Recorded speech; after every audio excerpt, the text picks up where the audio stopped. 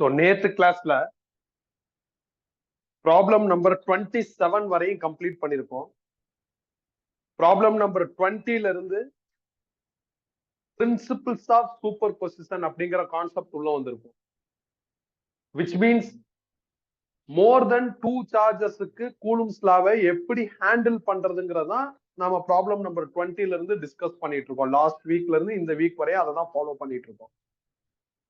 இதுல 3 விதமான ரெக்குவயர்மெண்ட் கொஸ்டின்ல கேட்கலாம். ஏதாவது ஒரு கன்ஸ்டன்ட் சார்ஜ் ஹைலைட் பண்ணி ஃபோர்ஸ் கால்குலேட் பண்ண சொல்லலாம். அது ஒரு விதமான ரெக்குவயர்மெண்ட் ஆர் டிமாண்ட். சில நேரங்கள்ல ஏதாவது ஒரு சார்ஜோட லொகேஷன் கேட்கலாம். சம்டைம்ஸ் ஏதாவது ஒரு சார்ஜோட வேல்யூ கூட கால்குலேட் பண்ண சொல்லலாம். ஆல்மோஸ்ட் எல்லா ஸ்டைல் ப்ராப்ளமும் நம்ம நேத்து கிளாஸ்லயே வைண்ட் அப் பண்ணிட்டோம்.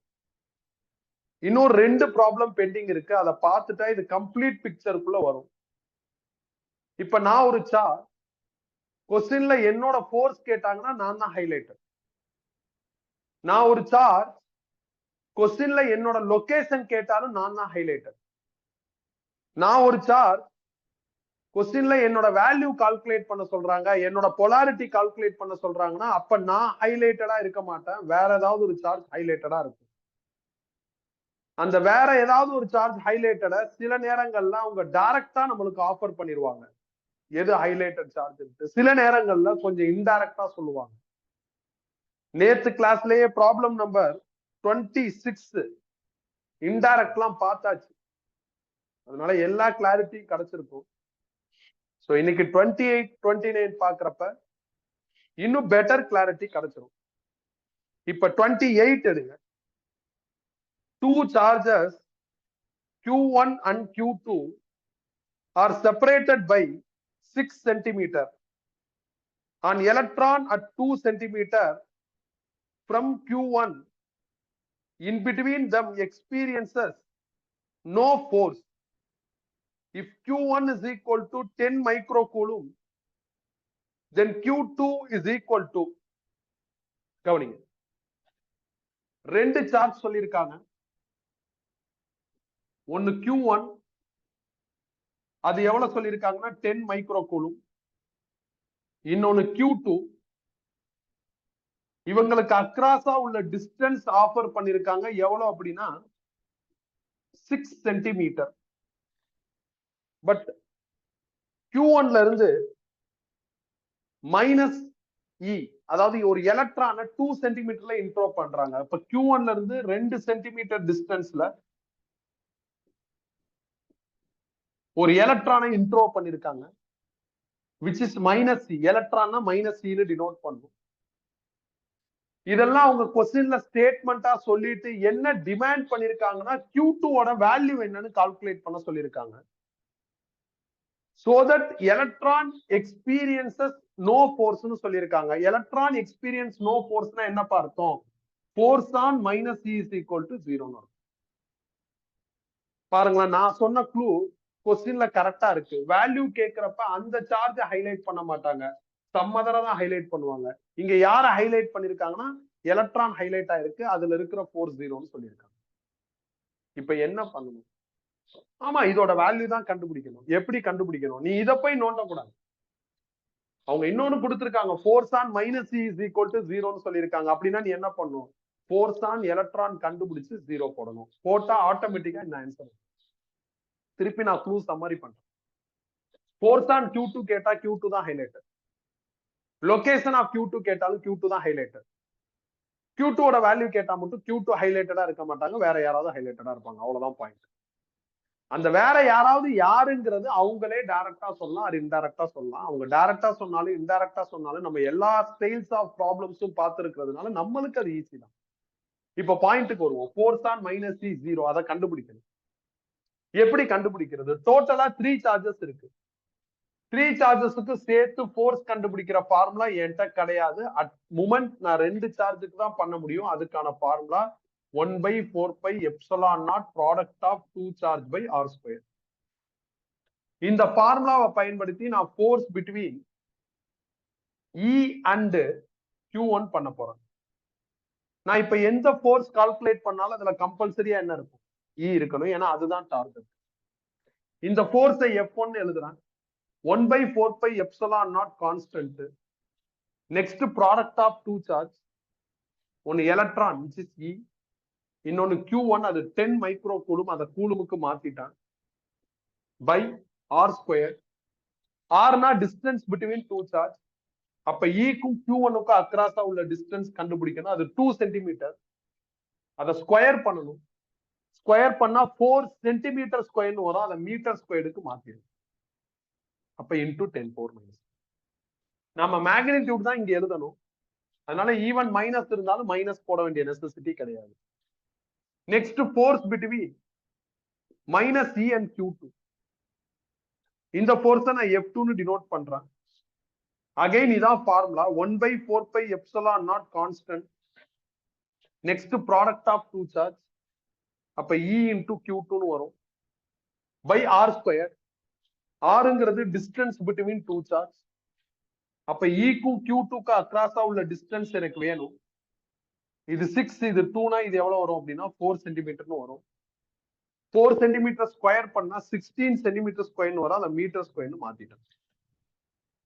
இந்த மாதிரி சார்ஜஸ்லாம் ஸ்ட்ரைட் லைன்ஸ்ல இருந்ததுன்னா ஸ்டெப் 2 உங்களுக்கு யூஸ்லெஸ் தான்.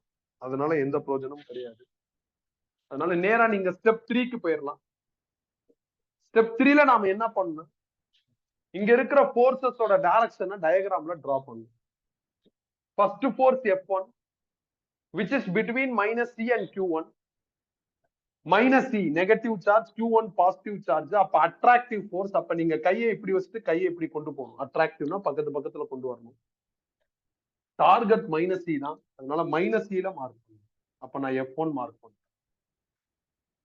ரெண்டாவது force F2 which is between minus C and Q2. Minus C negative charge. Q2 ஓட பொலாரிட்டி தெரியாது. நான் போன கிளாஸ்லயே சொன்ன பொலாரிட்டி தெரியலன்னா என்ன நான் அசியூம் பண்ணிக்கிறணும்? பிளஸ்ன்னு அசியூம் பண்ணிக்கிறணும். பிளஸ்ன்னு அசியூம் பண்ணா உங்க அசம்சன் கரெக்டா இருந்தாலும் ஆன்சர் கரெக்ட், அசம்சன் ராங்கா இருந்தாலும் என்னது ஆன்சர் கரெக்ட். ஆன்சர் எடுத்ததுக்கு அப்புறம் ரிவர்ஸ்ல போய் எந்த அட்ஜஸ்ட்மெண்ட்டும் பண்ண தேவையில்ல அப்படின்னு சொல்லியிருந்தேன். அதனால இதை பிளஸ்ன்னு அசியூம் பண்ணிக்கங்க. இது பிளஸ் சார்ஜ், இது மைனஸ் சார்ஜ். அப்ப அட்ராக்டிவ் ஃபோர்ஸ். அட்ராக்டிவ்னா நம்மளுக்கு கை இப்படி வரும். டார்கெட் ஃபோர்ஸ் ஆன் மைனஸ், அதனால இங்க மார்க் பண்ணிட்டேன். இப்ப இந்த ரெண்டு ஃபோர்ஸ் எப்படி இருக்குன்னா ஆப்போசிட் டைரக்ஷன்ஸ்ல இருக்கு. ஆப்போசிட்ல இருந்தா வெக்டார் அடிஷன் ரூல் படி நீங்க என்ன பண்ணலாம்னா மைனஸ் பண்ணிக்கலாம். they said force on minus c 0. நான் force on minus c கண்டுபிடிச்சிட்டேன். இப்ப இத 0னு மார்க் பண்ணிட்டேன். 0 is equal to F1 minus F2 அப்படின்னா F1 is equal to F2னு எழுதலாம். F1க்கு பதில் இத ஃபில் பண்ணுங்க. 1/4 pi epsilon naught E into 10 into 10 power minus 6 by 4 into 10 power minus 4. F2க்கு பதில் இத ஃபில் பண்ணுங்க. 1/4 pi epsilon naught E into Q2 divided by 16 into 10 power minus 4. 4 pi epsilon naught ரெண்டு எண்ட்லையும் cancel. 10 power minus 4ஐயும் cancel பண்ணிடலாம். E cancel பண்ணிடலாம்.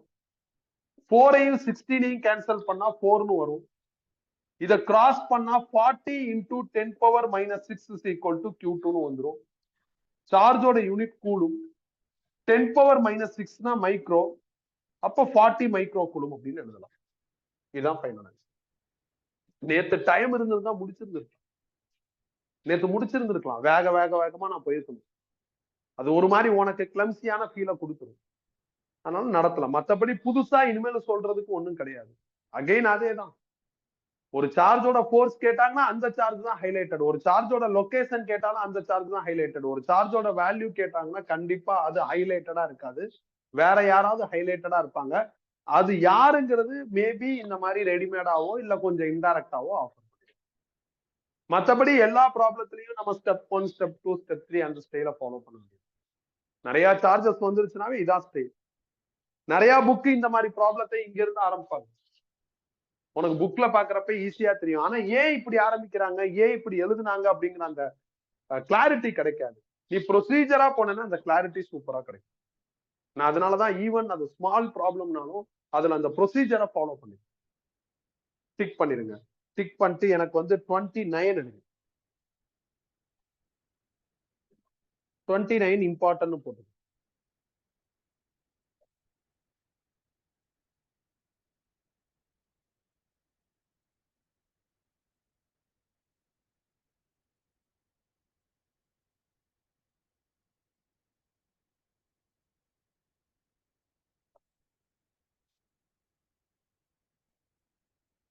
Four charges minus q are placed at four corners of a square of side A, and a fifth charge plus capital Q is at the center of a square.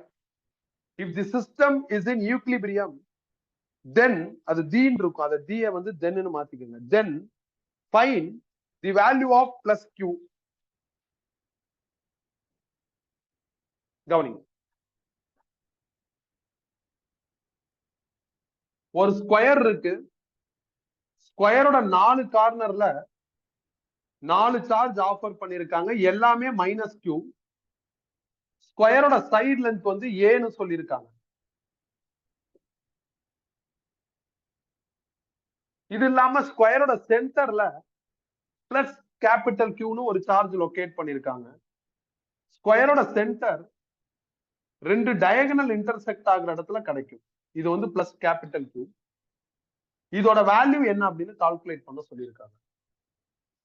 இந்த charge எல்லாம் minus கியூன்னு இருக்கு, similar சிம்பிள்ல இருக்கிறதுனால எனக்கு confuse ஆகும். Confuse ஆகாம இருக்கிறதுக்கு நான் என்ன பண்றேன்னா, இத Q1, இத Q2, இத Q3, இத Q4ன்னு நேம் பண்றேன். இதோட வேல்யூவை கால்குலேட் பண்றதுக்கு அவங்க ஒரு க்ளூ கொடுத்திருக்காங்க.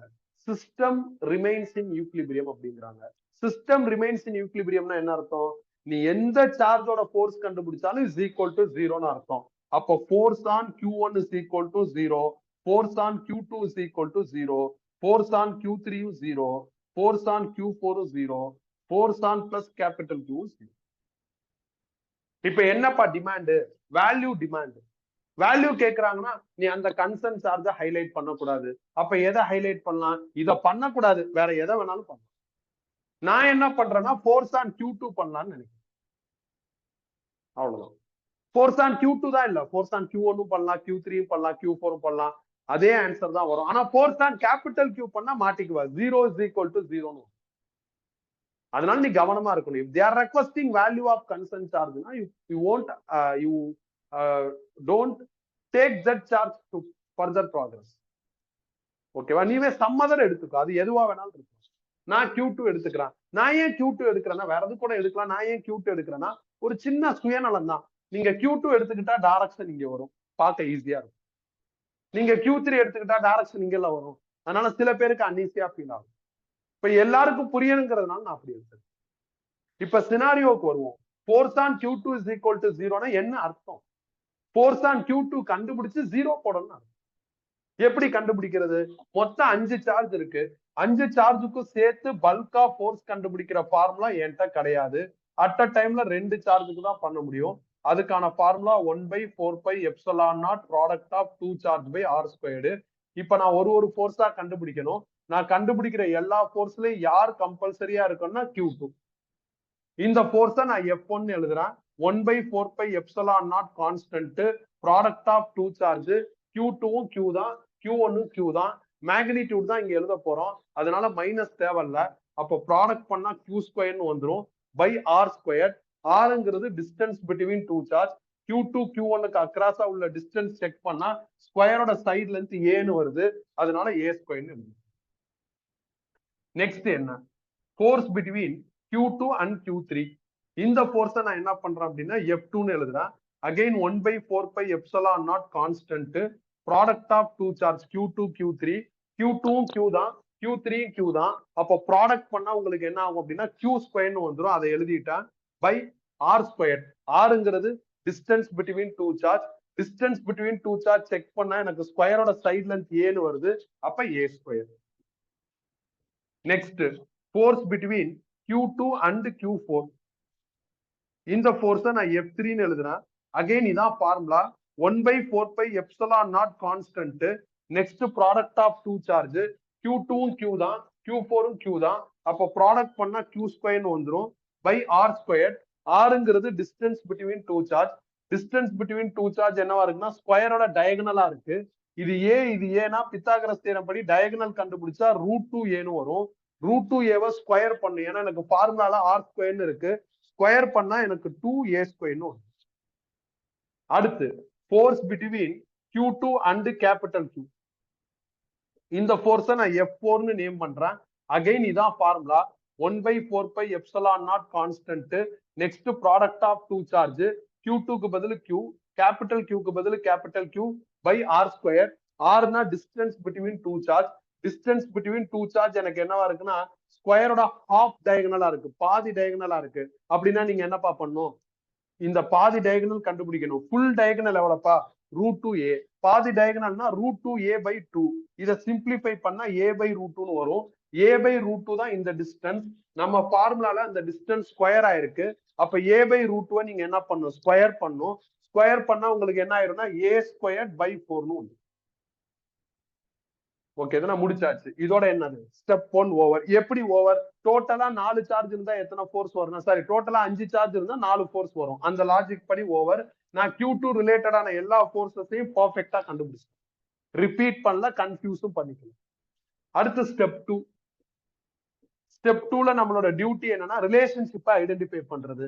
எனக்கு F1 F2 எப்படி இருக்குன்னா ஈக்குவலா இருக்கு, அதை நான் ஹைலைட் பண்றேன். அதே மாதிரி F1 2ஆல டிவைட் பண்ணா F3 கிடைச்சிரும், அதை ஹைலைட் பண்ணிக்கிறேன். F1 F4 ரொம்ப கஷ்டப்பட்டு ரிலேட் பண்ணிட்டு இருக்காத.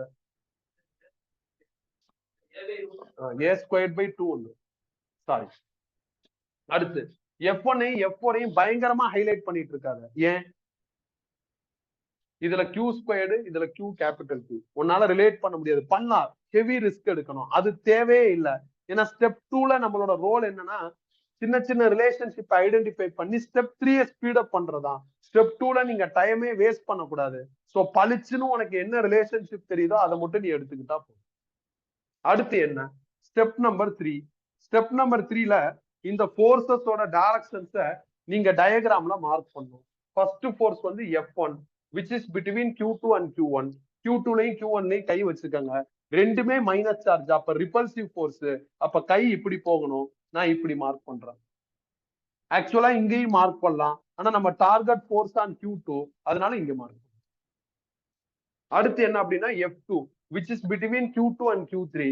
Q2 minus charge, Q3 minus charge, அப்ப ரிப்பல்சிவ் ஃபோர்ஸ். அப்ப கை இப்படி வரணும், அப்ப F2 இப்படி மார்க் பண்ணணும். நெக்ஸ்ட் என்ன அப்படின்னா F3 between Q2 and Q4. Q2 minus charge, Q4 minus charge, ரெண்டுமே மைனஸ்னா ரிப்பல்சிவ். அப்ப நம்ம கை என்ன ஆகும் அப்படின்னா இப்படி போகும், அப்ப F3 இப்படி மார்க் பண்ணும்.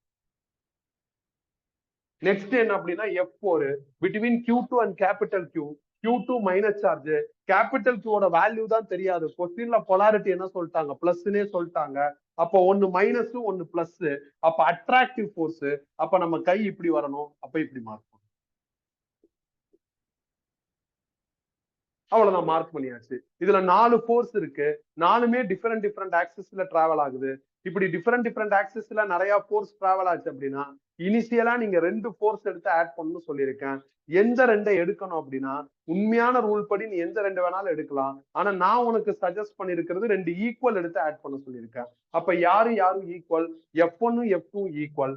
அதனால நான் F1 F2 எடுத்து வெக்டார் அடிஷன் பண்ண போறேன். அப்படி வெக்டார் அடிஷன் பண்ணா எனக்கு ஒரு ஆன்சர் வரும். அதுக்கு நான் F1/R பேர் வச்சுக்கிறேன். இந்த ஆன்சர் கண்டுபிடிக்கிறதுக்கு என்கிட்ட ரெடிமேட் ஃபார்முலா இருக்கு. p² + q² + 2pq cos θ. ஆன்சருக்கு நான் வச்ச பேர் தான் F1/R. √p²க்கு பதில் F1², q²க்கு பதில் F2², 2pக்கு பதில் F1, qக்கு பதில் F2. cos θ வேணும். தீட்டாங்கிறது எந்த 2 வெக்டார் ஆட் பண்றோமோ அதுக்கு அக்ராஸா உள்ள ஆங்கிள்னு சொல்லலாம். நான் ஆட் பண்றது F1 F2. அப்ப அதுக்கு அக்ராஸா உள்ள ஆங்கிள் போய் டயகிராம்ல செக் பண்றேன். ஸ்கொயர் ரெக்டாங்கிள்லாம் வந்துச்சுன்னா ஈஸியா கண்டுபிடிச்சிடலாம். அது 90 டிகிரின்னு தெளிவா தெரியுது, அதை இங்க போட்டுடலாம். cos 90 0ங்கிறதுனால இந்த போர்ஷனே 0 ஆயிரும். F2க்கு பதில் F1 போட்டா √2F1² வரும். ஃபர்தரா சிம்பிளிஃபை பண்ணா √2F1 வந்துரும். Is equal to F1/R. முடிச்சாச்சு. இந்த மாதிரி 2 வெக்டார் டிஃபரெண்ட் ஆக்சிஸ்ல இருக்கிறத நீங்க பிக் பண்ணி ஆட் பண்ணி ஃபைனல் ஆன்சர் எடுத்துட்டீங்கன்னா சோம்பேறித்தனம் படாம திருப்பி என்ன பண்ணணும், டயகிராம் போடணும். இந்த புது டயகிராம்ல எந்த வெக்டாரை நீங்க சோஃபார் டிஸ்டர்ப் பண்ணலையோ அந்த வெக்டார்ஸை நீங்க ஃபர்ஸ்ட் மார்க் பண்ணும். அப்படி பாக்குறப்ப நான் F3 இன்னும் டச் பண்ணவே இல்லை, அதை மார்க் பண்ணிக்கிறேன்.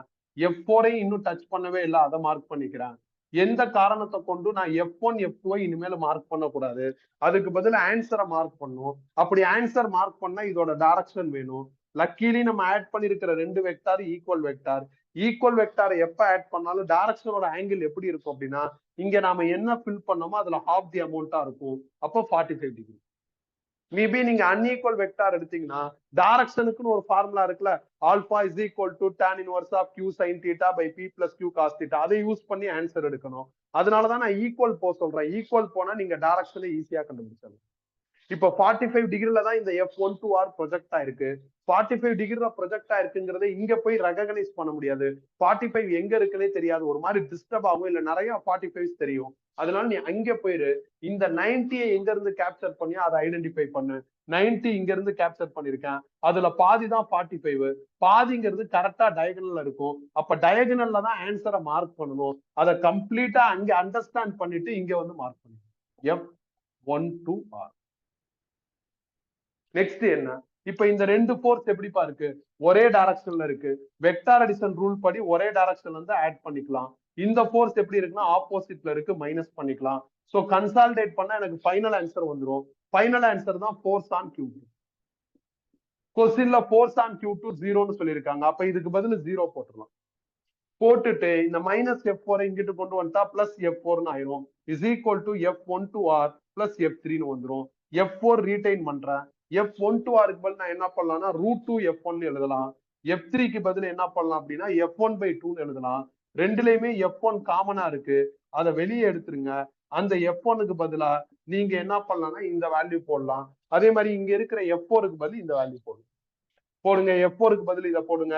1/4πε0 Q capital Q by A squared into 2 is equal to √2 plus 1/2 retain. F1க்கு பதில் இந்த வேல்யூ போடுங்க. 1/4πε0 Q squared by A squared.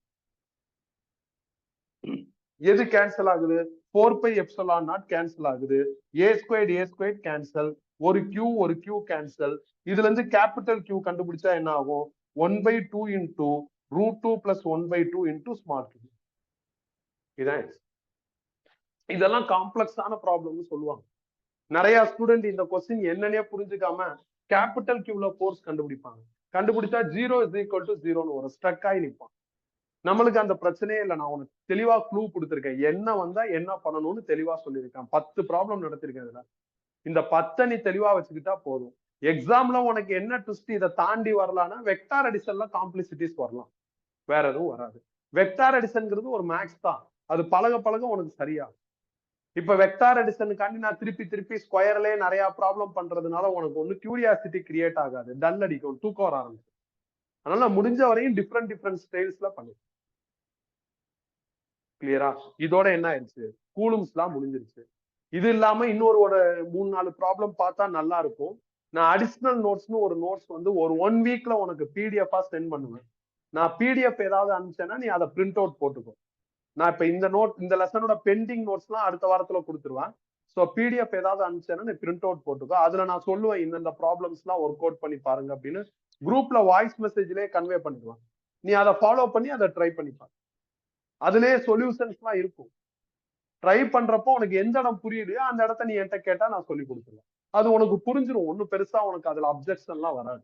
ஏன்னா இவ்வளவு ப்ராப்ளம்ஸ் பார்த்துருக்கோம்ல, இதை தாண்டி ஒன்னும் அப்ஜெக்ஷன்ஸ் வராது. இப்ப நோட்ஸை க்ளோஸ் பண்ணிருக்கு.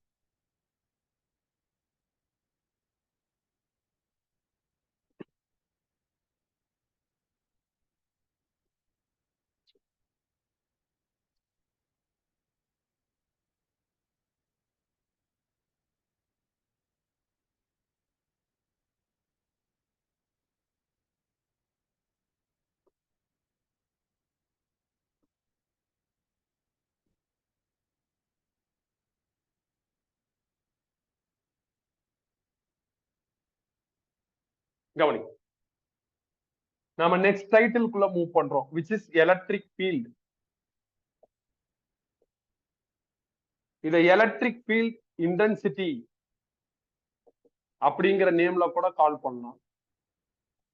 ஆர் எலக்ட்ரிக் ஃபீல்ட் ஸ்ட்ரென்த்னு கூட சொல்லலாம்.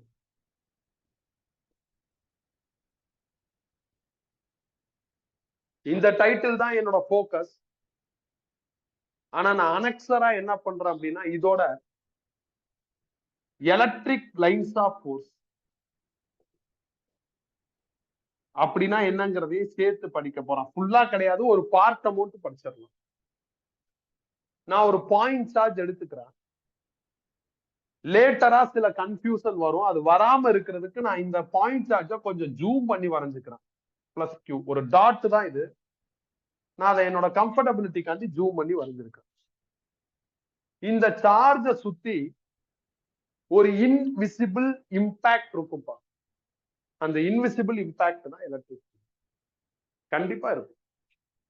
இதே மாதிரி மேக்னெட்டை சுத்தி இருக்கும். அத மேக்னெட்டிக் ஃபீல்டுன்னு சொல்லலாம். மாஸை சுத்தி இருக்கும், அத கிராவிடேஷனல் ஃபீல்டுன்னு சொல்லலாம். மேக்னெட்டை சுத்தி இருக்கிற மேக்னெட்டிக் ஃபீல்டு இன்விசிபிள் தானே, ஆனா அதை உன்னால உணர முடியும். எப்படின்னா, நீங்க ஒரு பெரிய மேக்னெட்டிக் வச்சுக்கிட்டு நியர்பைல ஒரு சின்ன அயன் பீஸ் எடுத்துட்டு போனா என்ன ஆகும்? அந்த அயன் பீஸ் அட்ராக்ட் ஆகுறப்ப, சப்போஸ் அந்த அயன் பீஸ உன் கையில ஹோல்டு பண்ணிருக்கேன்னா, அது அட்ராக்ட் ஆகுறப்போ உன் கை இப்படி மூவ் ஆகும். மூவ் ஆகுறப்போ உன் கை ஒரு மாதிரி இழுக்கிற மாதிரி ஒரு ஃபீல் பண்ணும், ஒரு விஷயத்தை ஃபீல் பண்ணும். அப்ப அதுதான் magnetic field which is not visible. ஆனா இங்க ஏதோ ஒண்ணு இருக்கு, ஒண்ணு இழுக்குதுன்னு உன்னால என்ன பண்ண முடியுது, புரிஞ்சுக்க முடியுது. அப்ப மேக்னெட்டை சுத்தி என்ன இருக்குன்னா மேக்னெட்டிக் ஃபீல்ட் இருக்கு. அதே மாதிரி மாஸை சுத்தி இருக்கு, அத கிராவிடேஷனல் ஃபீல்டுன்னு சொல்லலாம். இப்ப எர்த்தெல்லாம் பெரிய மாஸ், அதை சுத்தி பவர்ஃபுல்லான கிராவிடேஷனல் ஃபீல்ட் இருக்கு. அதை நாம உணரணும்னா ஒரு ஃபர்ஸ்ட் ஃப்ளோர்ல இருந்தோ செகண்ட் ஃப்ளோர்ல இருந்தோ கீழே குதிச்சா என்னப்பா ஆகும், அப்படியே நேரா போறப்போ ஒரு மாதிரி இழுக்கிற மாதிரி இருக்கும், அப்போ உணரணும். அதே மாதிரி சார்ஜ் சுத்தி என்ன இருக்கு, ஃபீல்டு இருக்கு. உணரணும்னா வீட்டுல இருக்கிற பிளக் பாயிண்ட்டுக்குள்ள விரல விட்டு தான் பார்க்கணும். விட்டா எலக்ட்ரிக் ஷாக் அடிக்கும். எலக்ட்ரிக் ஷாக் அடிக்குதுன்னா என்ன அர்த்தம், அந்த ஃபீல்டை போய் நான் டச் பண்ணிட்டேன்னா அப்போ ஒரு மாதிரி எனக்கு அன்ஈஸியா ஃபீல் ஆகும். அப்ப டெஃபினட்டா மேக்னெட்டை சுத்தி, மாஸை சுத்தி, சார்ஜ சுத்தி எல்லாம் சம் இன்விசிபிள் இம்பாக்ட் இருக்கு. சார்ஜ சுத்தி இருக்கிற அந்த இன்விசிபிள் இம்பாக்டுக்கு என்ன பேரு, எலக்ட்ரிக் ஃபீல்டு. கண்டிப்பா இருக்கு. எவ்வளவு இருக்கு, how much electric field it have அப்படின்னு கண்டுபிடிக்கணும். அப்ப எப்படி கண்டுபிடிக்கிறது? அப்போ ஒரு ஜெனரல் லாஜிக் உள்ள போகும்.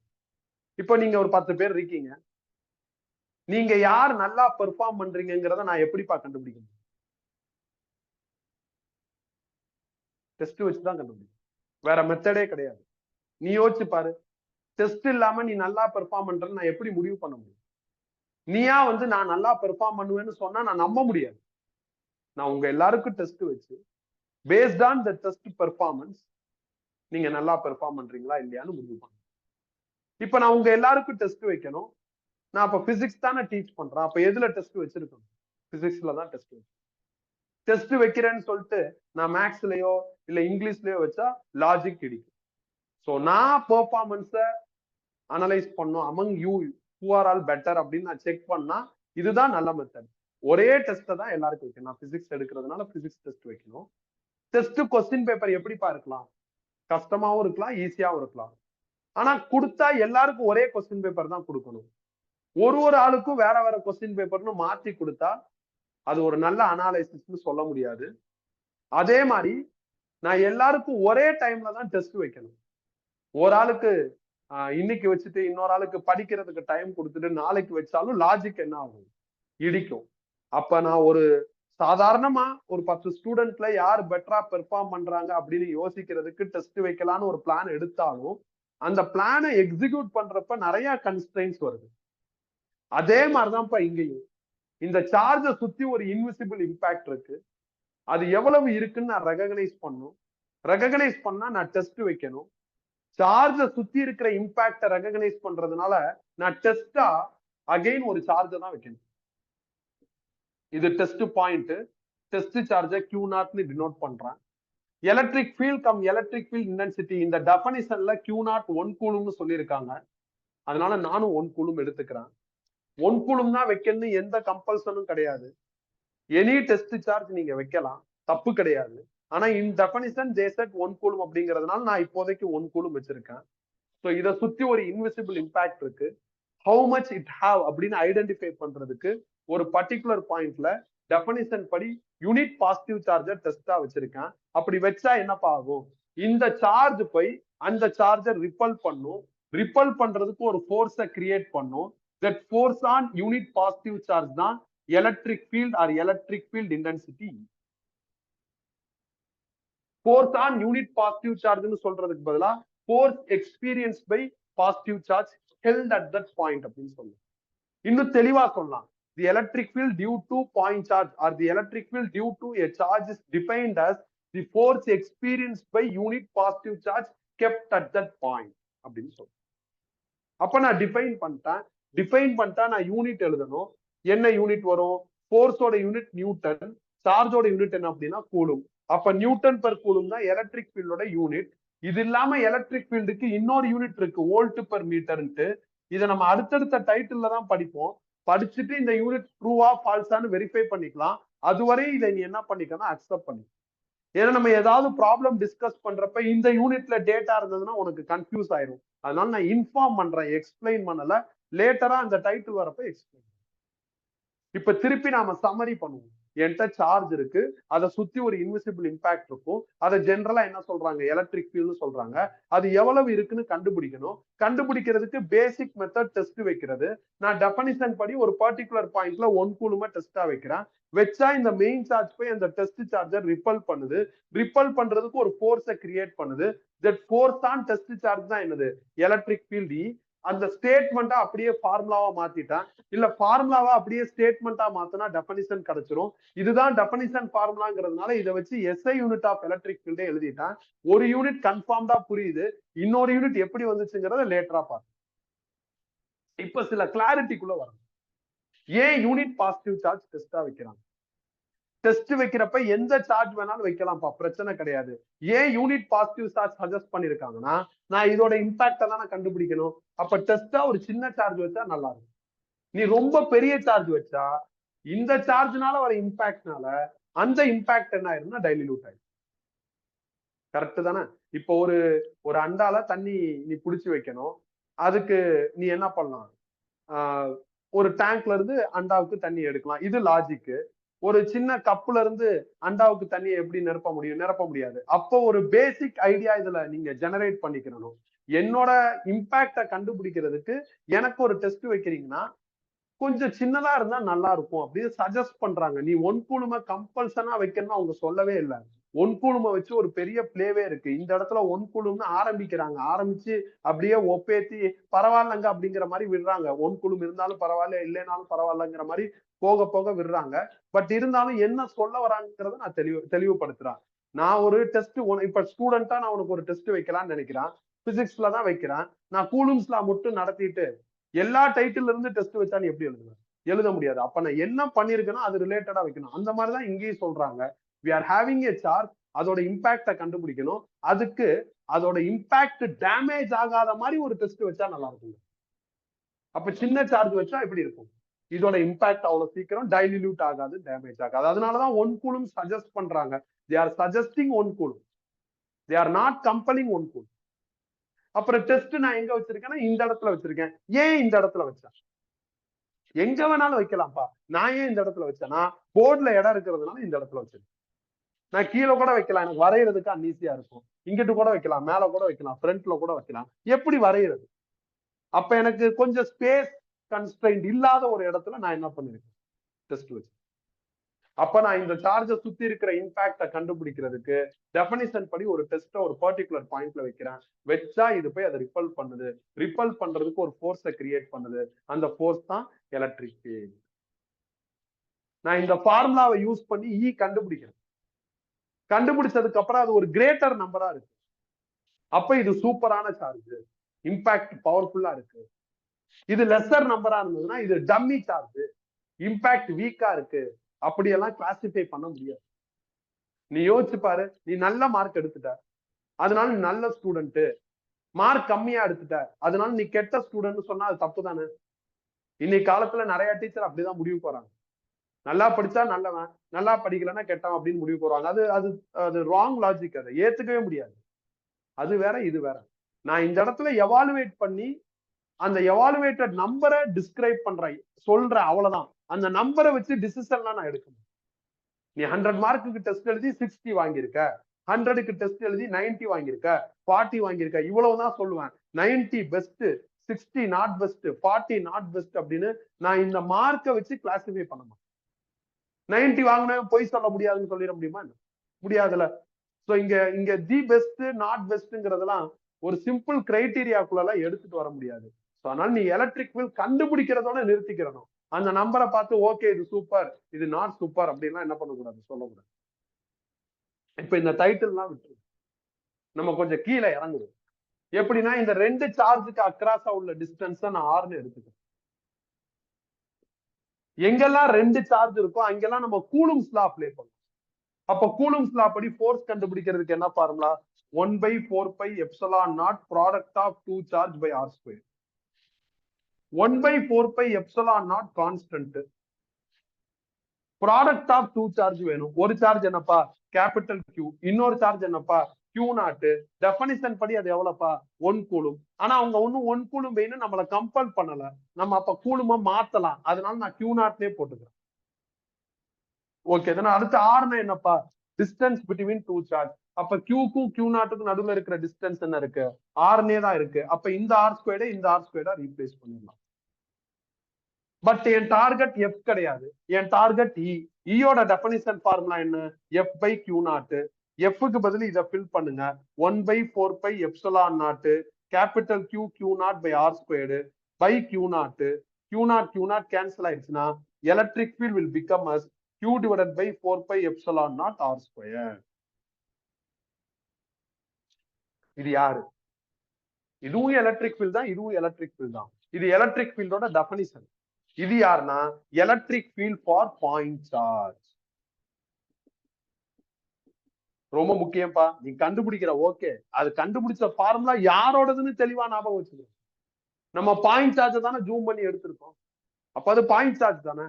அப்போ பாயிண்ட் சார்ஜோட எலக்ட்ரிக் ஃபீல்ட் ஃபார்முலா தான் இது. ஏன்னா லேட்டரா நம்ம different structures, different shape of charges படிப்போம். எல்லாத்துக்கும் எலக்ட்ரிக் ஃபீல்ட் கண்டுபிடிப்போம். அப்ப நீ கன்ஃபியூஸ் ஆயிடக்கூடாது. அப்ப யாரோட எலக்ட்ரிக் ஃபீல்டு, எந்த கேரக்டரோட எலக்ட்ரிக் ஃபீல்டுங்கிறத தெளிவா ஞாபகம். இப்ப 2 ஃபார்முலா வந்துருச்சு. அப்ப ப்ராப்ளத்துக்குள்ள போறப்ப ஆட்டோமேட்டிக்கா டவுட் வரும், 2 ஃபார்முலால எதை யூஸ் பண்றதுன்ட்டு. அது நான் நியூமரிக்லயே போய் உனக்கு கிளாரிஃபை பண்ணேன். அதெல்லாம் ஈஸியா பிரிச்சுக்கலாம். எப்ப எதை யூஸ் பண்ணுங்கிற க்ளூ கொடுக்குறேன். எப்ப க்ளூ கொடுப்பேன்னா, ஒண்ணு இதை யூஸ் பண்ணிட்டேன், புதுசா இதை யூஸ் பண்றேன்னா அப்ப க்ளூ கொடுப்பேன். இல்ல இதை யூஸ் பண்ணிட்டேன், திடீர்னு இதை யூஸ் பண்றேன், மாத்தி யூஸ் பண்றப்ப க்ளூ கொடுப்பேன். அது வரையும் க்ளூ தேவைப்படும். ஓரளவுக்கு பிக்சர் கிடைச்சுக்கிட்டே இருக்கு. இப்ப அடுத்து என்ன அப்படின்னா, எனக்கு இந்த லெசன் 12th பிசிக்ஸோட வால்யூம் 1 வரையும் கூட சொல்லலாம். நாம எந்த டேர்ம் படிச்சாலும் அது வெக்டாரா இல்ல ஸ்கேலாரான்னு வெரிஃபை பண்ணி படிக்கிறது நல்லது. அப்படி பண்ணாம படிச்சிட்டோம்னா மாட்டிக்குவோம். கூலும்ஸ் லா படிக்கிறப்ப கூட ஆரம்பத்துல ஃபோர்ஸ் தான் கண்டுபிடிச்சோம். ஆனா அது வெக்டாரா ஸ்கேலாரான்னு நம்ம என்ன பண்ணல, வெரிஃபை பண்ணல. லேட்டரா தான் வெரிஃபை பண்ணோம். அப்பயே நான் சொல்லியிருந்தேன், இனிமேல் லேட்டரா எல்லாம் பண்ணக்கூடாது, டேர்ம் படிச்சா உடனே பண்ணிடணும் அப்படின்னு சொல்லியிருந்தேன். இப்ப நான் எலக்ட்ரிக் ஃபீல்ட் படிக்க ஆரம்பிச்சிட்டேன். அப்ப இந்த டேர்ம் வெக்டாரா ஸ்கேலாரான்னு கண்டுபிடிக்கணும். கண்டுபிடிக்கிறதுக்கு சில பேசிக் வே இருக்குப்பா, பேசிக் ரூட் இருக்கு. ஃபர்ஸ்ட் ரூட் என்ன அப்படின்னா, அந்த டேர்மை பத்தி ஆல்ரெடி நீங்க எங்கேயாவது படிச்சிருந்தீங்கன்னா அந்த நாலேஜை யூஸ் பண்ணி கண்டுபிடிக்கலாம். எலக்ட்ரிக் ஃபீல்டுங்கிற டேர்ம் இப்பதான் இந்த சாப்டர்ல வருது. ஏற்கனவே நம்ம எங்கேயுமே இந்த டேர்ம் பத்தி படிக்கல. சோ பாஸ்ட் நாலேஜ் இல்ல. பாஸ்ட் நாலேஜ் வச்சு கண்டுபிடிக்கலாம், ஆனா நம்மளுக்கு பாஸ்ட் நாலேஜ் இல்ல. அதனால ஃபர்ஸ்ட் ரூட் சக்சஸ் ஆகல நம்மளுக்கு. ரெண்டாவது ரூட், உங்களோட ஃபார்முலால sine theta or cos theta இந்த மாதிரியான ட்ரிக்னோமெட்ரி டேர்ம் இருந்தா வெக்டார் மேக்ஸ பேஸா வச்சுக்கிட்டு அது வெக்டாரா ஸ்கேலாரான்னு வெரிஃபை பண்ணலாம். ஆனா எனக்கு இப்ப எலக்ட்ரிக் ஃபீல்டோட ஃபார்முலால சைன் தீட்டாவும் இல்ல, காஸ் தீட்டாவும் இல்ல. அதனால என்னால என்ன பண்ண முடியாது, அந்த ரூட்டையும் ஃபாலோ பண்ண முடியாது. தேர்ட் ரூட் என்ன அப்படின்னா, ப்ராபபிளி டெஃபினிஷனை படிச்சு அதை அண்டர்ஸ்டாண்ட் பண்ணிக்கிட்டு அதன் மூலியமா வெக்டாரா ஸ்கேலாரான்னு கன்ஃபார்ம் பண்ணலாம். இப்ப எனக்கு டெஃபினிஷன் ஆஃப் எலக்ட்ரிக் ஃபீல்ட் என்னன்னா, force experience by unit positive charge. Definition படி Q0 வேல்யூ என்னப்பா போடணும், 1 கூலும்னு போடணும். Q0க்கு பதில் 1 கூலும்னு போட்டா E F எப்படி இருக்கும், ஈக்குவலா இருக்கும். எஃப் வெக்டார்னு நம்மளுக்கு நல்லாவே தெரியும். கூலும்ஸ் லால படிச்சாச்சு. அதுக்கு முன்னாடியே பாஸ்ட் நாலேஜ் இருக்கு. எஃப் வெக்டார்ங்கிறதுல எந்த டவுட் இல்ல. எப்ப ஈயும் எஃப்பும் ஈக்குவலா மாறுதோ அப்ப எஃப் வெக்டார்னா டெஃபினட்டா எலக்ட்ரிக் ஃபீல்டு என்ன குவாண்டிட்டிப்பா? Vector quantity. அப்படி வெக்டார்னா உங்களுக்கு மேக்னிடியூடு வேணும், டைரக்ஷன் வேணும். இப்ப இந்த ஃபார்முலாவுக்கு வாங்க. Q 4 pi epsilon naught r squared. இதெல்லாம் யாருன்னா சம் நம்பர். இந்த நம்பர் எல்லாத்தையும் கன்சாலிடேட் பண்ணா வர ரிசல்ட் யாருன்னா நம்பர். அப்ப இதுல என்ன இருக்குன்னா மேக்னிடியூட் தான் இருக்கு. இதுல டைரக்ஷன் இல்ல. அதனால வித் டைரக்ஷனோட நான் ஃபார்முலாவை அப்டேட் பண்றேன். ஃபர்ஸ்ட் மேக்னிடியூட் எழுதிட்டேன். டைரக்ஷனுக்கு பதிலா ஆர் கேப்னு போட்டேன். ஆர் கேப்ங்கிறது யூனிட் வெக்டார். இது டைரக்ஷனை இண்டிகேட் பண்ணுது. ஸோ டைரக்ஷனை இண்டிகேட் பண்றது மேக்னிடியூட் இருக்கு. ரெண்டுமே இருக்கிறதுனால குவாண்டிட்டி வெக்டார்னு இருக்கு. இதுவரை எழுதுனா ஒரு 2 மார்க் கொஸ்டினா இது கேட்கறாங்கன்னா 1.5லயே நிறுத்திடுவாங்க. இதுவரை எழுதுனாதான் என்ன ஆகும்? அந்த மார்க் ஃபுல்லா உனக்கு கிடைக்கும். இஃப் குவாண்டிட்டி இஸ் வெக்டார்னா வெக்டார் ஆஸ்பெக்ட்ல அதை என்ன பண்ணணும்? எக்ஸ்போஸ் பண்ணணும். அதே நேரத்துல இந்த மாதிரி டைரக்ஷனை பக்கத்துல மார்க் பண்றது தியரிட்டிக்கலா ஓகே. நியூமரிக்ல டைரக்ஷனை பக்கத்துல மார்க் பண்றதோட டயக்ராம்ல மார்க் பண்றதா என்னது பெஸ்ட். அப்ப டயக்ராம்ல எலக்ட்ரிக் ஃபீல்டோட டைரக்ஷனை மார்க் பண்ணணும். எப்படி மார்க் பண்றது? செம சிம்பிள். கூலும்ஸ் லாவை ரெஃபரன்ஸாவே வச்சு மார்க் பண்ணிடலாம். இதுவும் பிளஸ் இதுவும் பிளஸ் அப்படின்னா என்னப்பா? ரிப்பல்சிவ். ரிப்பல்சிவ்னா கையை இப்படி வச்சு இப்படி கொண்டு போகணும். நீ ஃபோர்ஸ்னு மார்க் பண்ணாம ஈன்னு மார்க் பண்ணிடு. அவ்வளவுதான். எங்க மார்க் பண்ணா டெஸ்ட் சார்ஜ்ல மார்க். நான் கூலும்ஸ் லாவை ரெஃபரன்ஸா வச்சுதான் டைரக்ஷன் மார்க் பண்ணிருக்கேன். அதுல எந்த டவுட்டும் கிடையாது. ஆனா ஃபர்தரா நான் இதுல நிறைய ப்ராப்ளம் டிஸ்கஸ் பண்ண போறேன். இதுலயே ஒரு 20, 22, 23 ப்ராப்ளம் கிட்ட ஒரு நிறைய இருக்கு. கூலும்ஸ் லா மாதிரி இதுலயும் நிறைய வெரைட்டிஸ் இருக்கு. அந்த டிஸ்கஷனுக்குள்ள போறப்ப நம்மளுக்கு கன்ஃபியூஸ் ஆயிடக்கூடாது. எதுல? டைரக்ஷன் விஷயத்துல கன்ஃபியூஸ் ஆயிடக்கூடாது. அதனால நான் கூலும்ஸ் லாவை ரெஃபரன்ஸா வச்சு டைரக்ஷன் மார்க் பண்ணாலும் இனிமேல கூலும்ஸ் லாவை ரெஃப்யூஸ் பண்ணிட்டு டைரக்ஷனுக்கான க்ளூ எடுத்துக்க போறேன். எப்படின்னா இது பிளஸ் சார்ஜ்னா அவுட்வேர்டு, இது மைனஸ் சார்ஜ்னா இன்வேர்டு அப்படின்னு டைரக்ஷன் க்ளூ எடுத்துப்பேன். ஏன்னா டெஸ்ட் சார்ஜ் டெஃபினிஷன் படி 1 தானே, அது மாறாதுல்ல. அப்ப இது ஆல்வேஸ் பிளஸ். அப்ப அது பிளஸ்னா என்னது? அவுட்வேர்டு. அந்த சார்ஜ் மைனஸ்னா என்னது? இன்வேர்டுன்னு இந்த க்ளூவை என்ன பண்ணிக்கங்க நியூமரிக்ல யூஸ் பண்ணு.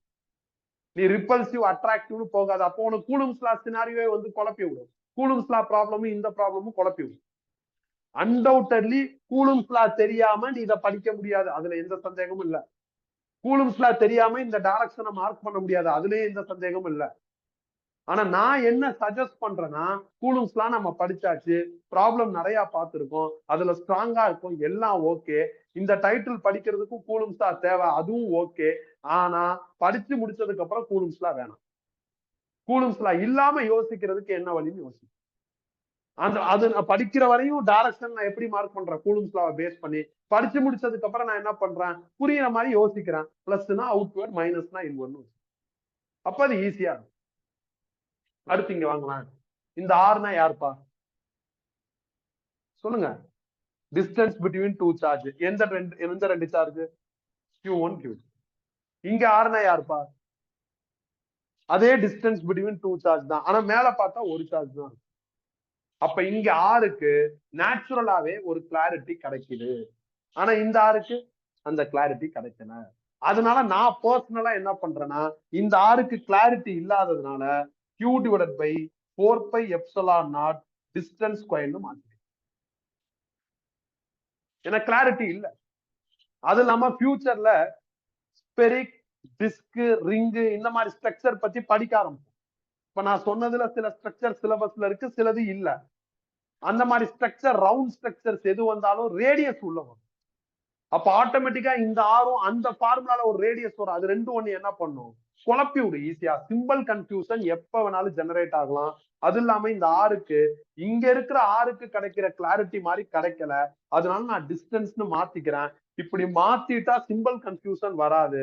அதே நேரத்துல கிளாரிட்டி கிடைக்குமானா கிடைச்சிருச்சுன்னு சொல்ல முடியாது. டிஸ்டன்ஸ்னா என்னன்னு யோசிச்சு நாம புரிஞ்சுக்கிட்டோம்னா கிளாரிட்டி கிடைச்சிரும். இனிமேல டிஸ்டன்ஸ்னா என்ன? இந்த ஃபார்முலால டிஸ்டன்ஸ்னா என்ன? செம சிம்பிள். யார் சார்ஜோ அவங்களுக்கும் எங்க டெஸ்ட் வைக்கிறோமோ அதுக்கும் நடுவுல இருக்கிற கேப் தான் என்ன? டிஸ்டன்ஸ். நீ இனிமேல் இப்படிதான் ஞாபகம். நீ கூலும்ஸ் லா மாதிரி ஆர் ஸ்கொயர்னு எடுத்துக்காத, மாட்டிக்குவ. ஆர் ஸ்கொயர்னா distance between two charges square பண்ணி யோசிப்ப. அப்போ உனக்கு சிக்கல் வரும். இங்க பார்த்தா ஒரு சார்ஜ் தான் இருக்கும். அதனால இப்படி மாத்திக்கிட்டு இப்ப நான் சொன்ன மீனிங்க மென்டலா ஞாபகம் வச்சுக்கிட்டு நியூமரிக்ல அதை அப்ளை பண்ணு. டிஸ்டன்ஸ்னா என்ன அர்த்தம்? யார் சார்ஜோ அவங்களுக்கும் எங்க டெஸ்ட் இருக்கோ அதுக்கும் நடுவுல இருக்கிற கேப்னு சொல்லுவோம். கிளியரா? குழப்பம் இல்லையில? அப்ப இப்ப நான் திருப்பி சம்மரி பண்றேன். நான் படிச்சிருக்கேன், டெரைவ் பண்ணிருக்கேன், எல்லாம் ஓகே. ஃபர்தரா நியூமரிக் போறப்ப நான் எப்படி இந்த ஃபார்முலாவை ஹேண்டில் பண்ணும்? இது மேக்னிடியூட் ஆஃப் பாயிண்ட் சார்ஜுக்கான எலக்ட்ரிக் ஃபீல்ட் ஃபார்முலா. இதோட டைரக்ஷன் டயகிராம்ல மார்க் பண்ணும். இந்த ஃபார்முலால டிஸ்டன்ஸ் ரொம்ப ரொம்ப இம்பார்ட்டன்ட். டைரக்ஷன் பிளஸ்னா அவுட்வர்ட், மைனஸ்னா இன்வர்டுங்கிற அந்த க்ளூ இம்பார்ட்டன்ட். இதை வச்சு நீ என்ன பண்ணலாம்? மேனேஜ் பண்ண கொஞ்சம் கொஞ்சமா முடிச்சாச்சு. இப்ப அடுத்து என்ன? இந்த எலக்ட்ரிக் ஃபீல்ட் ஃபார்முலா ஒரு பாயிண்ட் சார்ஜ். சப்போஸ் நிறைய பாயிண்ட் சார்ஜ் இருந்தா எலக்ட்ரிக் ஃபீல்ட் எப்படி கண்டுபிடிக்கிறது? அதுதான் நம்மளோட அடுத்த title. Electric field for system of charges.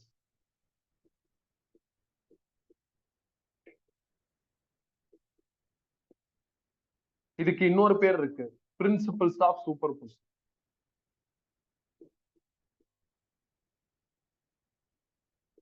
Electric ஃபீல்ட்ல இந்த டைட்டில் ஏற்கனவே இதே டைட்டில் போன கிளாஸ்ல, அதுக்கு முன்ன கிளாஸ் எல்லாம் பார்த்தோம். அது யாருப்பா?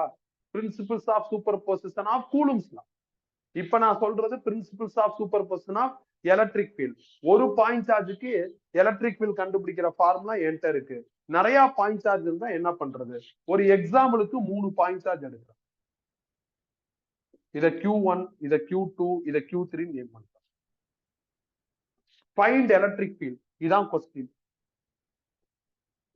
எப்படி கண்டுபிடிக்கிறது? நாம இந்த டைட்டில் போட்டவனே இந்த பாயிண்ட் சார்ஜுக்கு எலக்ட்ரிக் ஃபீல்ட் கண்டுபிடிக்கிறதுக்கு என்னப்பா பண்ணோம்? டெஸ்ட் வச்சோம். அப்ப எப்ப கொஸ்டின்ல எலக்ட்ரிக் ஃபீல்ட் கண்டுபிடிக்க சொன்னாலும் நீ என்ன பண்ணும்? டெஸ்ட் வைக்கணும். எங்க டெஸ்ட் வைக்கிறது? இது தியரி, அதனால என் சாய்ஸுக்கு எங்க வேணாலும். நியூமரிக்ல அவங்க தெளிவா சொல்லுவாங்க, இங்க வை அங்க வை அப்படின்னு. அப்ப தியரிங்கிறதுனால நான் இந்த இடத்துல டெஸ்ட் வைக்கிறேன். டெஸ்ட் வைக்கிறோங்கிறத டாட் வச்சு பீனு டினோட் பண்ணா போதும்.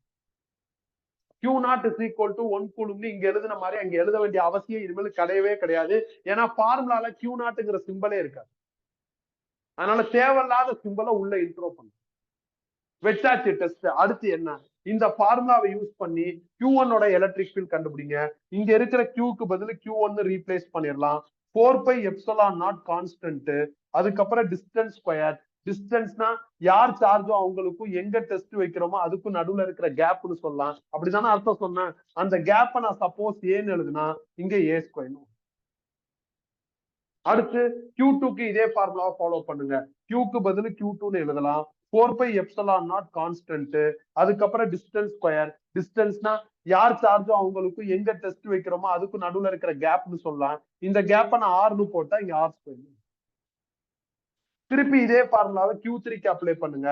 Qக்கு பதில் Q3, 4πε0 கான்ஸ்டன்ட், அதுக்கப்புறம் டிஸ்டன்ஸ் ஸ்கொயர். டிஸ்டன்ஸ்னா யார் சார்ஜோ அவங்களுக்கும் எங்க டெஸ்ட் வைக்கிறோமோ அதுக்கும் நடுவுல இருக்கிற கேப்னு சொல்லலாம். இந்த கேப் எக்ஸ்னா எக்ஸ் ஸ்கொயர்னு வந்துடும்.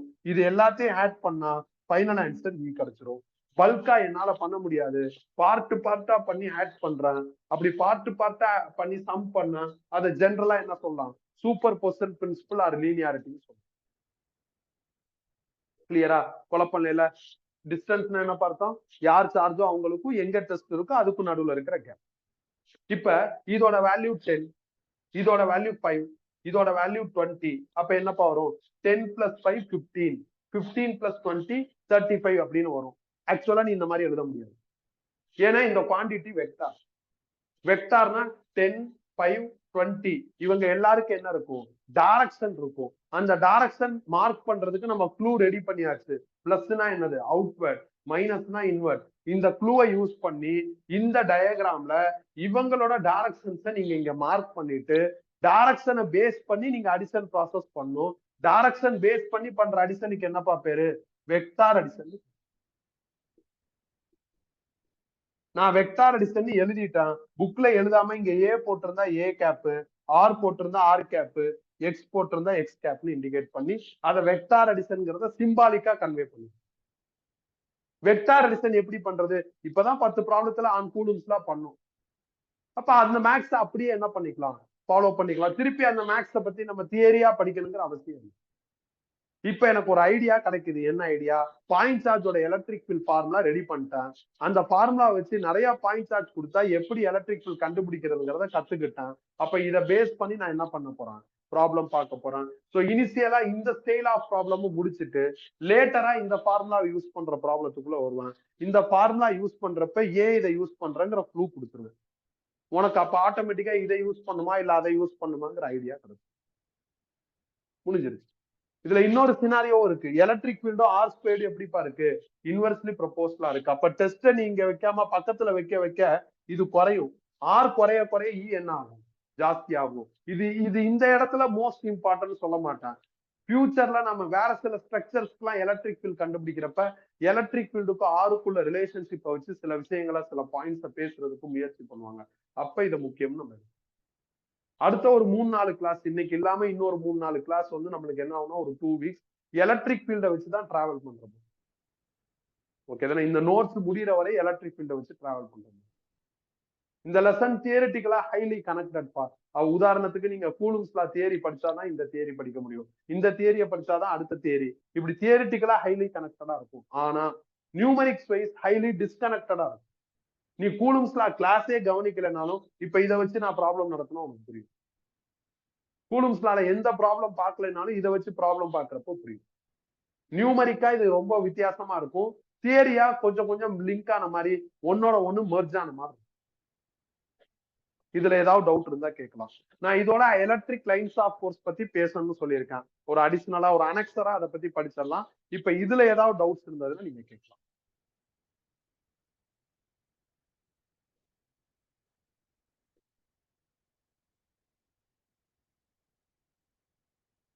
டவுட் எதுவும் இல்லையில? நெக்ஸ்ட் போலாம்ல. இப்ப அடுத்து என்ன? எலக்ட்ரிக் லைன்ஸ் ஆஃப் ஃபோர்ஸ்னா என்ன? இப்ப இந்த சார்ஜை சுத்தி ஒரு இன்விசிபிள் இம்பாக்ட் இருக்குல்ல, இந்த இம்பாக்ட் நாட் விசிபிள் தானே. ஃபாரடேங்கிற சயின்டிஸ்ட் என்ன சொல்றாருன்னா, நாட் விசிபிளா இருக்கிற இந்த இம்பாக்ட நீங்க சில லைன்ஸ் மாதிரி போட்டு காமிங்கிறார். இந்த லைனுக்கு பேர் தான் என்னது? Electric lines of force. இந்த லைனை டிரா பண்றதுல சில ரூல்ஸ் அண்ட் ரெகுலேஷன் சொல்றாரு. பொதுவா இந்த லைன் பாசிட்டிவ் சார்ஜ்ல ஸ்டார்ட் ஆகி நெகட்டிவ் சார்ஜ்ல டெர்மினேட் ஆகும். இந்த லைன் ஒன்னோட ஒண்ணு என்ன ஆகாதுன்னா இன்டர்செக்ட் ஆகும். ஆக்சுவலா இந்த மாதிரி லைன் எல்லாம் கிடையாது. சும்மா நீங்க இமேஜினரி லைன்ஸ் போட்டுக்கங்க அப்படிங்கிறாரு. இமேஜின் பண்ணிக்கங்க அப்படிங்கிறாரு.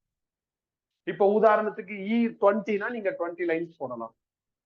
E5னா 5 லைன்ஸ் போடலாம். அந்த மாதிரி நீங்க அந்த லைன்ஸை வச்சே என்ன பண்ணிக்கலாம், என்ன நடக்குதுன்னு புரிஞ்சுக்கலாம் அப்படின்னு சொல்றாரு. ஒரு இடம் உனக்கு ரொம்ப கஷ்டமா இருக்கு, இந்த லைன் டிரா பண்ணா அந்த இடம் ஈஸியா இருக்குன்னா லைனை டிரா பண்ணிக்கோன்னு ஃபாரடே சஜஸ்ட் பண்றாரு. அந்த லைன் தான் என்னது? Electric lines of force. Draw பண்றப்ப அந்த ரூலை ஃபாலோ பண்ணும். It will be starting from positive charge and terminated with negative charge. No one can be intersect with each other. எந்த லைன் என்ன ஆகாது, இன்னொரு லைனோட இன்டர்செக்ட் ஆகாது. இது இல்லாம இதுல இன்னும் 2 பாயிண்ட் இருக்கு. அந்த 2 பாயிண்ட்டை நம்ம தனியா படிக்கணும்னு அவசியம் இல்லை. நம்ம இப்படியே லெசனை படிச்சுக்கிட்டே இருந்தோம்னா ஆட்டோமேட்டிக்கா அந்த 2 பாயிண்ட் கவர் ஆயிரும். எல்லாம் முடிஞ்சதுக்கு அப்புறம் நான் உன்னை அந்த 4 பாயிண்ட் படிச்சு பார்க்க சொல்லுவேன். படிச்சு பார்த்தா உனக்கே தெரிஞ்சிடும், ஓகே இவ்வளவுதான் இதுல இருக்கு, இது ஒன்னும் முக்கியமான பாயிண்ட் கிடையாது அப்படின்னு உனக்கே. ஃபாரடே என்ன சொல்றாரு இந்த லைனை இன்ட்ரோ பண்றப்ப, you are not comfortable to imagination அப்படின்னா இந்த லைனை போட்டுக்கோ அப்படிங்கிறாரு. எனக்கு இமேஜின் பண்றது கம்ஃபர்டபுளா தான் இருக்கு, அதனால எனக்கு இந்த லைன் ஒண்ணு மேண்டேட்டரியா, அதனால எனக்கு ஒண்ணு இது ஒண்ணும் அவ்வளவு இம்பார்ட்டன்ட் கிடையாது. அதே நேரத்துல இந்த லைன் நான் தேவையே இல்லைன்னு நான் சொல்ல மாட்டேன். இந்த லைன் தேவைதான், சில டைட்டிலுக்கு தேவைப்படும், இப்ப தேவைப்படாது. இந்த இடத்துல இதை படிக்கிறதுக்கு ஒரு மைல்டு ஆப்பர்ச்சுனிட்டி கிடைக்குது, அதனால இதை லைட்டா படிச்சிருக்கேன், ஃபுல்லா படிக்கல. 4 ப்ராப்பர்ட்டியோ 5 ப்ராப்பர்ட்டியோ வரும், நான் 2 தான் சொல்லியிருக்கேன். மத்தபடி வேற எதுவும் இதுல சுவாரஸ்யமா சொல்லல. ஏன்னா இதுக்குள்ள போனோம்னா மித்த கண்டென்ட் ஸ்பாயில் ஆகும். இதை நம்ம தனியா படிக்கணும்னு அவசியமே இல்லை. அப்பப்ப இதுவாவே என்ன ஆயிடும் கூட சேர்ந்து. நீங்க சின்ன வயசுல சன் வரைய சொன்னா என்னப்பா பண்ணுவீங்க? ஒரு ரவுண்டு போட்டு சன்னு போட்டுருவீங்க, கரெக்டா? அடுத்து என்ன பண்ணுவீங்க? நிறைய கோடு போடுவீங்க. இதெல்லாம் என்னது? லைட் ரேஸ் அப்படிங்கிற மாதிரி சின்ன வயசுல சன்னுக்கு போடுவீங்க, கரெக்டா? உண்மையிலுமே சன்ல இருந்து இந்த மாதிரி கோடு கோடா வருதா? கிடையாது. ஏன் இப்படி போடுறோம்? ஒரு புரிதலுக்காண்டி, ஒரு அண்டர்ஸ்டாண்டபிள் மோடுக்குள்ள போகணுங்கிறதுனால இப்படி பண்றோம். அதேதான் இங்க. ஓகே தானே? இங்கே அதே மாதிரி லைன் போட்டுக்கலாங்கிறாங்க. இதுல லைன் வரைகிறதுக்கு எந்த ரூல்ஸ் அண்ட் ரெகுலேஷனும் கிடையாது. இதுல லைன் வரைகிறதுக்கு ரூல்ஸ் அண்ட் ரெகுலேஷன் இருக்கு, அதை ஃபாலோ பண்ணும். அவ்வளவுதான். ஒரே ஒரு ப்ராப்ளம் இந்த மோட்ல டிஸ்கஸ் பண்ணுவோம். நிறைய பாயிண்ட் சார்ஜ் கொடுத்துட்டு எலக்ட்ரிக் ஃபீல்ட் கேட்டா எப்படி கண்டுபிடிக்கும் பாத்திரலாம். எடுங்க ப்ராப்ளம் நம்பர் 31 எடுங்க.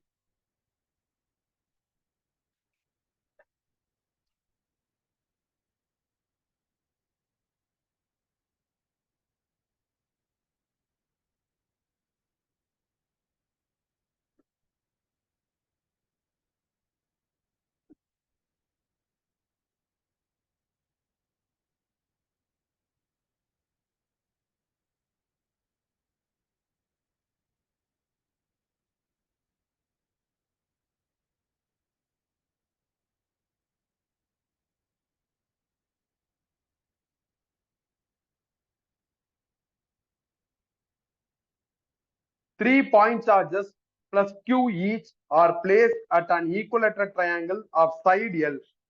Find electric field intensity at centroid of triangle. கவனிங்க, ஒரு ட்ரையாங்கிள் இருக்கு. இந்த ட்ரையாங்கிள் ஒரு ஈக்குவலேட்டர் ட்ரையாங்கிள். இதோட side length L.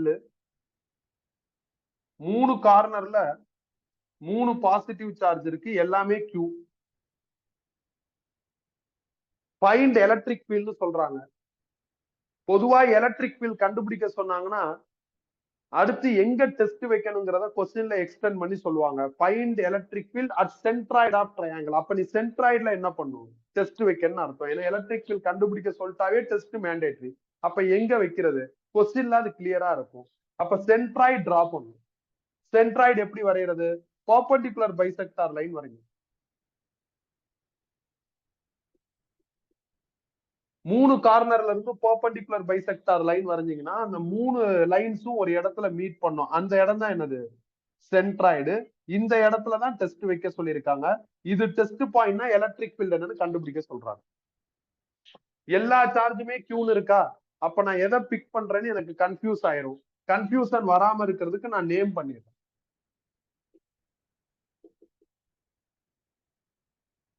Step number 1. இதெல்லாம் கொஞ்சம் லென்த்தியான ப்ராப்ளம். அதுல அந்த ப்ராப்ளம் ப்ரொசீட் பண்றப்ப கன்ஃபியூஸ் ஆயிடக்கூடாதுங்கிறதுனால ஸ்டெப் 1, ஸ்டெப் 2, ஸ்டெப் 3ன்னு பிரிச்சுக்கிறேன்.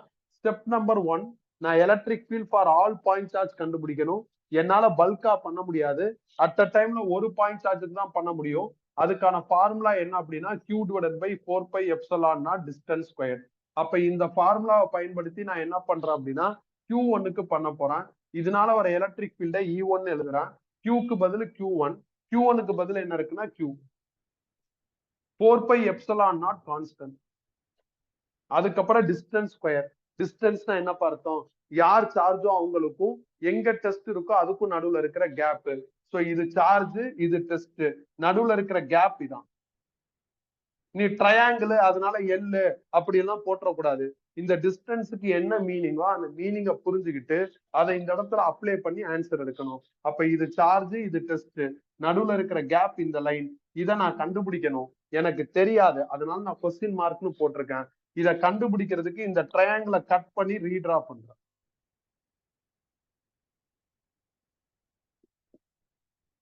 இது perpendicular bisector line. Perpendicular bisector line எப்பயுமே மிட் பாயிண்ட்ல தான் மீட் பண்ணும். அப்ப என்டையர் சைடு லென்த் எல்னா இது எவ்வளவு வரும்னா L/2 ன்னு.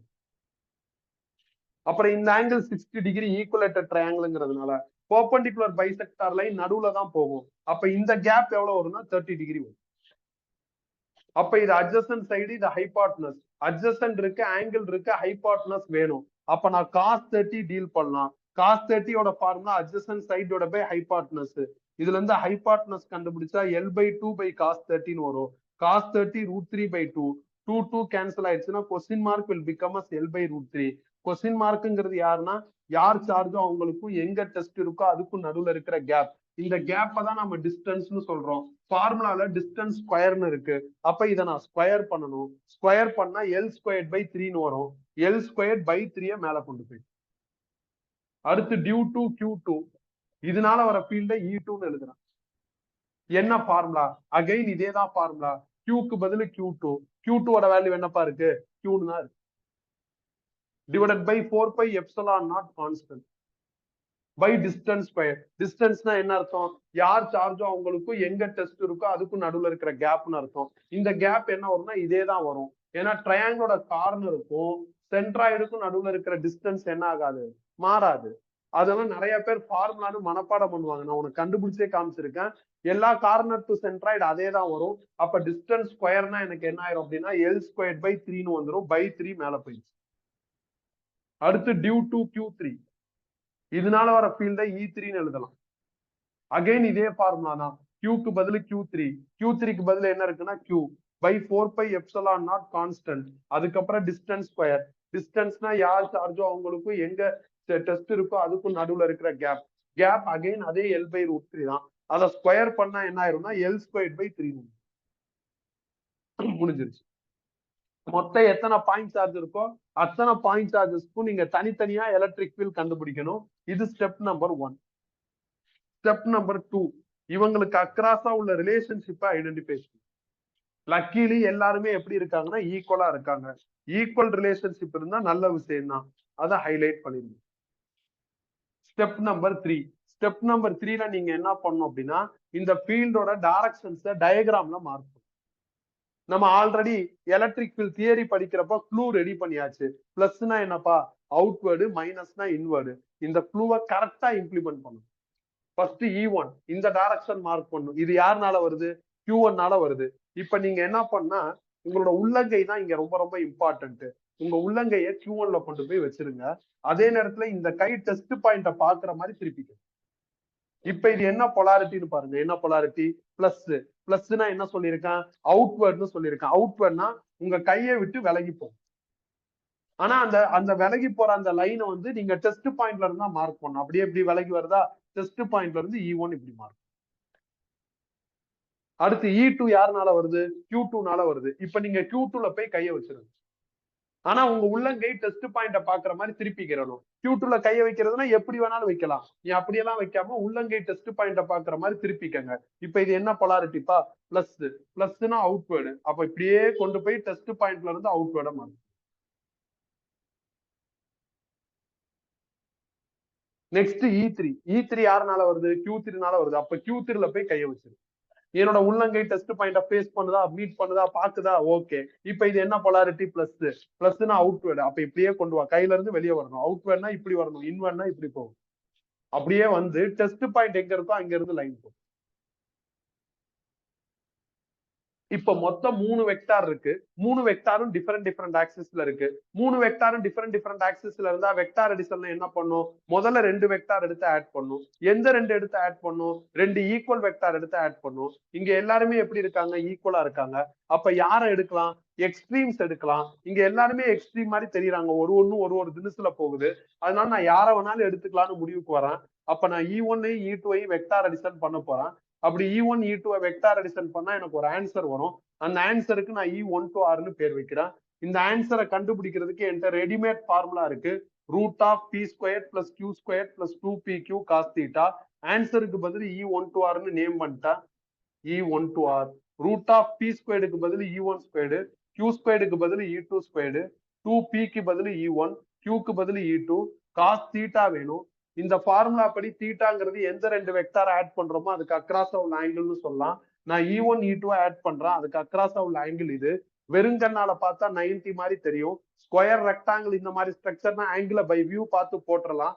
ட்ரையாங்கிள் வந்தா கொஞ்சம் கண்டுபிடிச்சு போடணும். ஒரு ட்ரையாங்கிள்ல 3 ஆங்கிளே ஆட் பண்ணா 180ன்னு ஒரு கான்செப்ட் இருக்கு. அதை யூஸ் பண்ணி நீ ஈஸியா கண்டுபிடிக்கலாம். இது டோட்டலா 60 டிகிரி. இது அப்ப 30 டிகிரின்னு இருக்கும். இது 30 டிகிரின்னு இருக்கும். இதெல்லாம் பெர்பெண்டிகுலர் பைசெக்டார் லைனுங்கிறதுனால 90 வரும். ஒரு குட்டி ட்ரையாங்கிள்ல 3 ஆங்கிள் ஆட் பண்ணா 180 வரணும். அப்ப இது 90, இது 30னா 120. அப்ப இந்த கேப் எவ்வளவு வரும்னா 60. இது 90, இது 30னா 120. அப்ப இந்த கேப் எவ்வளவு வரும்னா 60 வரும். அப்ப நான் ஆட் பண்ண வேண்டிய 2 வெக்டாருக்கு அக்ராஸா எவ்வளவு ஆங்கிள் இருக்குன்னா 120 டிகிரி இருக்கு. அப்ப இந்த இடத்துல காஸ் 120ன்னு போட்டுடலாம். E2வும் E1 ஈக்குவல். அதை இங்க ஃபில் பண்ணுங்க. அப்ப E1 square plus E1 square என்ன ஆயிரும்னா 2E1 ஸ்கொயர்னு வந்துடும். இதுவும் என்ன ஆயிரும் அப்படின்னா 2E1 ஸ்கொயர்னு வந்துடும். காஸ் 120யோட வேல்யூ -1/2. இந்த 2 என்ன ஆயிரும்னா கேன்சல் ஆயிரும். பிளஸ் இன்டு மைனஸ் இங்க மைனஸ்னு வந்துடும். அப்ப 2E1 ஸ்கொயர் மைனஸ் E1 ஸ்கொயர்னா E1 ஸ்கொயர்டு. ஃபர்தரா சால்வ் பண்ணா E1 வந்துடும். சோ நான் 2 வெக்டார் ஆட் பண்ணி ஆன்சர் எடுத்துட்டேன். இப்படி ஆன்சர் எடுத்தாச்சுன்னா அடுத்து நீங்க என்ன பண்ணணும்? புது டயக்ராம் போடணும். சோம்பேறித்தனம் படக்கூடாது. இந்த புது டயக்ராம்ல எந்த வெக்டாரை நான் சோஃபார் டச் பண்ணலையோ அதை ஃபர்ஸ்ட் மார்க் பண்ணிடணும். அப்படி பாக்குறப்ப நான் இன்னும் E3 யூஸே பண்ணல. அதனால E3 ஃபர்ஸ்ட் மார்க் பண்ணிட்டேன். எந்த காரணத்தை கொண்டு E1 E2 மார்க் பண்ணக்கூடாது. அதுக்கு பதில் இதை மார்க் பண்ணும். இதை மார்க் பண்ணா இதோட டைரக்ஷன் வேணும். லக்கிலி நம்ம 2 ஈக்குவல் வெக்டாரா ஆட் பண்ணிருக்கோம். 2 ஈக்குவல் வெக்டார் எப்ப ஆட் பண்ணாலும் டைரக்ஷன் எங்க வரும்னு சொல்லியிருக்கேன் வெக்டார் அடிஷன்ல. இங்க என்ன ஆங்கிள் போடுறோமோ அதுல ஹாஃப் தி அமௌண்ட்ல வரும். இங்க 120 டிகிரி போட்டிருக்கோம். அதுல பாதி 60. இங்க போய் 60 10 அன்ஈஸியா இருக்கும். அதனால இந்த 120 எங்க இருந்து கேப்சர் பண்ணியோ அந்த இடத்துக்கு போயிரு. 120 நான் இங்க இருந்து கேப்சர் பண்ணிருக்கேன். இதுல 60 ஹாஃப் தி அமௌண்ட்ங்கிறது கரெக்டா நடுவுல ப்ரொஜெக்ட் ஆகும். அப்ப நடுவுல ப்ரொஜெக்ட் ஆகுதுன்னு அங்க புரிஞ்சுக்கிட்டு இங்க கொண்டு வந்து மார்க் பண்ணிடுவோம். E1 to R. நெக்ஸ்ட் எப்படி இருக்கு, இதுல 2 வெக்டார் ஆப்போசிட்ல இருக்கு. வெக்டார் அடிஷன் ரூல் படி 2 வெக்டார் ஆப்போசிட்ல இருந்தா நீங்க மைனஸ் பண்ணிக்கலாம். அதனால மைனஸ் பண்ணிட்டேன். E12R ஆல்ரெடி E1 கண்டுபிடிச்சிட்டேன். E3 ஆல்ரெடி E1 ஈக்குவேட் ஆயிருக்கு. அப்ப ஃபைனல் ஆன்சர் என்ன ஆயிரும்னா 0. இப்படிதான் டீல். இதுல நிறைய விஷயங்கள் கூலும்ஸ் லாவோட ஒத்து போற மாதிரி ஒரு ஃபீல் வரும். அதுக்குள்ளேயே போகாது. அது தனி, இது தனின்னு வச்சு. இதுக்கு என்ன ப்ரொசீஜரோ அதை ஃபாலோ பண்ணி, இதுக்கு என்ன ப்ரொசீஜர், கொஸ்டின்ல டயக்ராம் கொடுப்பாங்க, இல்ல நாம டிரா பண்ற மாதிரி இருக்கும். எத்தனை பாயிண்ட் சார்ஜ் இருக்கோ அத்தனைக்கு நீங்க என்ன பண்ண, எலக்ட்ரிக் ஃபீல்ட் கண்டுபிடிக்கணும். இதுல முக்கியமான கேரக்டர் யாருப்பா, டிஸ்டன்ஸ். டிஸ்டன்ஸ்னா யார் சார்ஜோ அவங்களுக்கும் எங்க டெஸ்ட் இருக்கோ அதுக்கும் நடுவுல இருக்கிற கேப். அதை கரெக்டா நீங்க டயக்ராம்ல என்ஷூர் பண்ணி கண்டுபிடிக்கணும். அதுக்கப்புறம் ரிலேஷன்ஷிப் ஐடென்டிஃபை பண்ணும். அதுக்கப்புறம் டைரக்ஷன் மார்க் பண்ணும். பிளஸ்னா அவுட்வர்ட், மைனஸ்னா இன்வர்ட். உள்ளங்கை லாஜிக்கா ஃபாலோ பண்ண ஆரம்பிப்போம். ஏன்னா லேட்டரா இந்த டைட்டிலோட எக்ஸ்டென்ஷன் வரும். கொஞ்ச நாள் கழிச்சு வரும். இன்னும் ஒரு மாசம் கழிச்சு வரும். அப்ப நம்மளுக்கு அன்ஈஸியா இருக்கக்கூடாது. அதனால உள்ளங்கை லாஜிக்கா ஃபாலோ பண்ணுவோம். ஃபாலோ பண்ணி ஆன்சர் எடுத்துட்டு டைரக்ஷன் மார்க் பண்ணிட்டு அதுக்கப்புறம் யோசிச்சு வெக்டார் அடிஷன்ங்கிற மேக்ஸ் மூலியமா ஆன்சர் எடுக்கணும். இந்த வெக்டார் அடிஷன்ங்கிற மேக்ஸ் ப்ரீவியஸ் டைட்டில்ல படிச்சதுனால இங்க உனக்கு எப்படி இருக்கு, ஈஸியா இருக்கிற மாதிரி இல்ல ஃபாஸ்டா மூவ் பண்ற மாதிரி ஒரு ஃபீல கொடுக்கும். இப்ப நீ ப்ரீவியஸ் டைட்டில்ல படிக்கலன்னா இங்க புதுசா தானே தெரியும். அப்ப இது உனக்கு கொஞ்சம் கஷ்டமா இருக்கிற மாதிரி ஒரு ஒரு ஃபீல் வரும். நம்ம அங்கேயே படிச்சதுனால இங்க பிரச்சனை இல்லாம இருக்கு, அவ்வளவுதான். கிளியரா? கன்ஃபியூஷன் இல்ல. இந்த ப்ராப்ளம் டிக் பண்ணிருங்க. மிச்சம்லாம் அடுத்த கிளாஸ்ல பார்ப்போம்.